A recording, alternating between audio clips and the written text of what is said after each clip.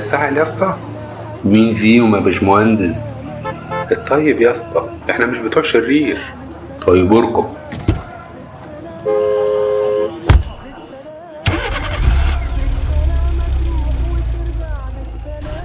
اسم الكريم ايه؟ محسوبك زئر الناشف. احسن ناس. ومنين بقى على كده؟ اللبيني. اها، عاشت الاسامي. انا اخوك صاصة من كوم اللفت. اتشرفنا بيك وبكل الخضار يا عم. فتق الخواطر. روق كده يا اسطى، الطريق طويل، مالك زمان ليه؟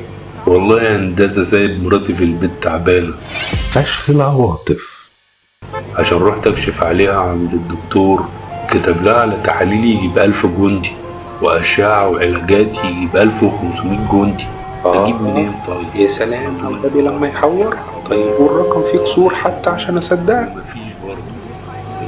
يا دي النيلة، وامي تعبانة ومش عارفة تغسل كلاويها عشان معهاش حق المنظفات. حاجة آخر هم. أقول إيه ولا إيه ولا إيه؟ خليني ساكت. انا ايه اللي خلاني اتكلمت معاه؟ يا اسطى انت ما شاء الله عليك، معاك عربيتك وشغال عليها، يعني حالك احسن كتير من غيرك.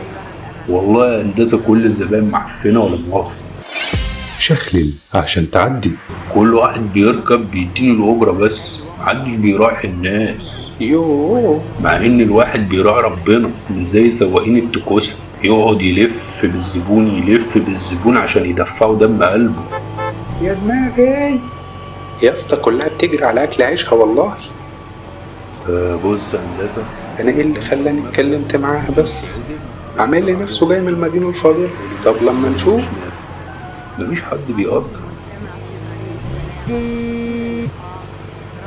الو، ايوه يا ابو لبده، انا جاي اهو معايا كرتونة الفلوس. عشان تخلص في الوحدة اللي انت قلت عليها، اللي في الساحل الفاجر. طب خلاص زي الفل، سلام.